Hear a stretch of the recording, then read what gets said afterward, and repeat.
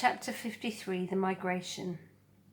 It was the night before the migration, and Bright Bill was sleeping fitfully. Roz watched him toss and turn until he finally crawled up into her arms, and she rocked him to sleep, just like the old days.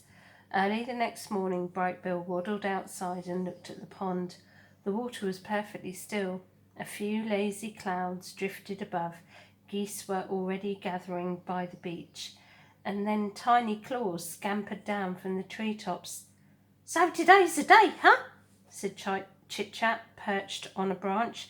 "You're going to see so many new things and meet so many new animals, and if there are any squirrels at your wintering grounds, please tell them that Chit-Chat says hello." "Today is the day," said Bright Bill. "The flock will be leaving soon." "Are you excited or nervous or scared?" "I'm all of those things," the squirrel whispered. "Well, don't worry about your mother. I'll look after her so you know she'll be perfectly fine," Bright Bill smiled. "I'm afraid it's time to go," said Roz as she stepped out of the nest. "Okay, Mama," said the gosling. "See you in the spring, Chit-Chat." "Have a nice migration, Bright Bill." The squirrel scampered back into the treetops. "Come home with lots of exciting stories, but not too exciting because I don't want anything scary to happen to you. Goodbye." The geese were honking with excitement and hustling around as they made their final preparations. Several of the fathers huddled together, discussing their flight plans while the mothers took a head count. "There you are, Bright Bill," Loudwing honked from the middle of the crowd. "We're just about to begin." "May I have your attention, please?" said the biggest goose.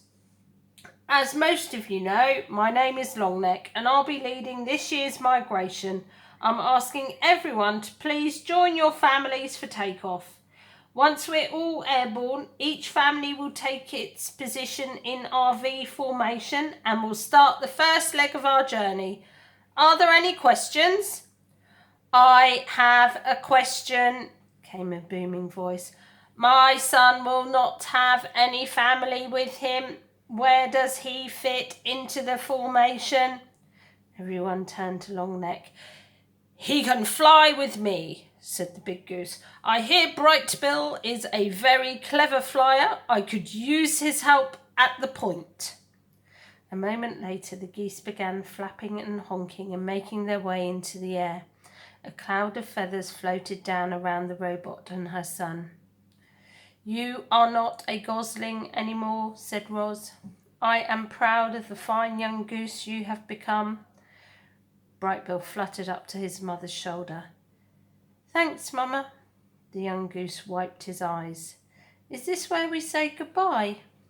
"This is where we say goodbye for now. Spring will soon be here and we will be together again." "I'm going to miss you," said Bright Bill as he nuzzled his mother. "I am going to miss you too," said Roz as she nuzzled her son. The goose took a deep breath. Then he shook his tail feathers, flapped his wings, and joined the flock. At first, the goose flew in a disorganized jumble, but each goose slowly drifted into position until the flock formed a wobbly V.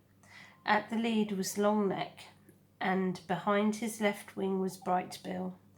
They circled in the sky until the V pointed south, and then the geese began their long migration. Roz climbed to the top of a tree and watched as the flock slowly faded into the horizon.